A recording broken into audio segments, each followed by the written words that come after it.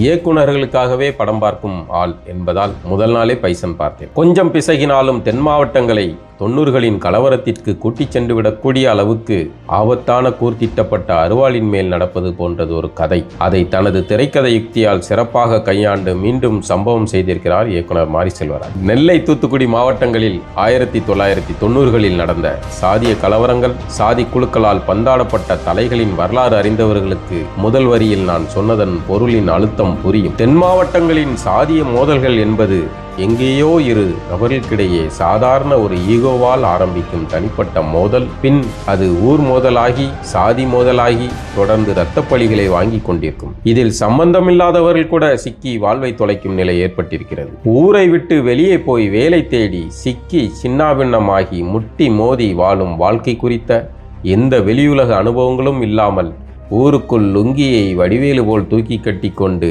மீசையை முறுக்கிவிட்டு எளியவர்களிடம் முரண்டை இழுத்து கொண்டும் அதையே சாதி பெருமையாக நம்பிக்கொண்டும் தன் வாழ்க்கையையும் கெடுத்து எதிரில் இருப்பவனின் வாழ்க்கையும் கெடுத்து தெரியும் நபர்களை தென் மாவட்டங்களில் அதிகம் பார்க்கலாம். ஒரு பக்கம் அறிவுத்தளத்திலும் பெயர் பெற்றவர்கள் அங்கிருந்து தான் வருகிறார்கள், மறுபக்கம் சாதி மோதலுக்கு பெயர் பெற்றவர்களும் அங்கு தான் இருக்கிறார்கள். இதை சமூக கோணத்தில் பார்த்தால் அங்கு பெரும் தொழில் வளங்கள் இல்லாததும் வேலை வாய்ப்பின்மையும் முதன்மை காரணமாக இருக்கும். அதனால் தான் தென் தமிழகத்தில் இருந்து பஞ்சம் விளைக்க சென்னைக்கும் மும்பைக்கும் வண்டி ஏறுகிறார்கள். ஆனால் நகரத்தில் இருக்கும் ஜனநாயகத்தன்மையும் சுதந்திரத்தையும் அனுபவிப்பவர்கள் கொஞ்சம் காசு பணம் பார்த்ததும் ஊருக்கு போய் சாதி மிருகத்திற்கு கொம்பு சீவி விடுகிறார்கள். ஏனெனில் நெல்லையின் ஊர்கள் இன்னும் அப்படியே தான் இருக்கின்றன. அப்படி ஒரு சாதி மோதல் கதைக்களத்தையும் அதற்கு நடுவில் மனத்தி கணேசன் என்னும் கபடி விளையாட்டு வீரனின் வெற்றி கதையையும் இணைத்து பைசன் எனும் காலமாடனின் வேட்டையை நடத்தியிருக்கிறார் மாரி செல்வராஜ். இப்படி ஒரு கதையை படமாக்க நினைத்த மாரியின் துணிச்சல் பாராட்டுக்குரியது. உண்மையும் புனைவும் என இருதரப்பையும் நேர்மையாக பதிவு செய்திருக்கிறார். சாதி பார்த்து பழகாத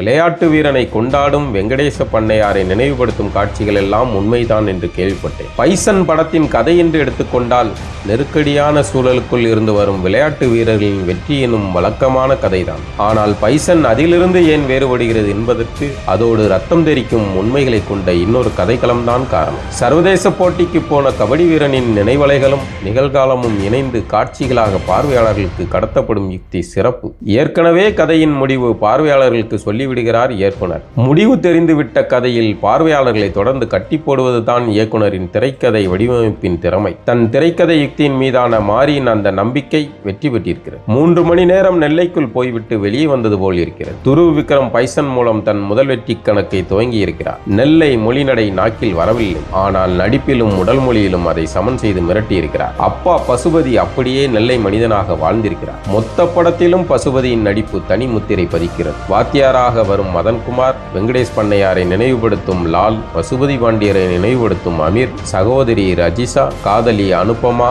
கேப்டன் ரத்தினமாக வருபவர், நாயகியின் அண்ணன் மற்றும் வந்து போகும் செம்மறிக்கிடா, லுங்கி, காலமாடன் சிலை என படத்தில் வருபவர்கள், இடம்பெறுபவை என அனைத்தும் சிறப்பான நடிப்பை வெளிப்படுத்துகின்றன. நிவாஸ் கே பிரசன்னாவின் இசையும், எழிலரசுவின் ஒளிப்பதிவும், குமார் கங்கப்பனின் கலையும், சக்தி திருவின் எடிட்டிங்கும் படத்திற்கு பெரும் பலமாக இருக்கின்றன. முதல் படத்தில் பரி மீது ஏறி வென்ற மாரி செல்வராஜ், பாரஞ்சித் கூட்டணி இப்போது காலமாடன் மீதேறி கோப்பையை வென்றிருக்கிறார்கள். வாழ்த்துக்கள். கார்ட்டூனிஸ்ட் பாலா.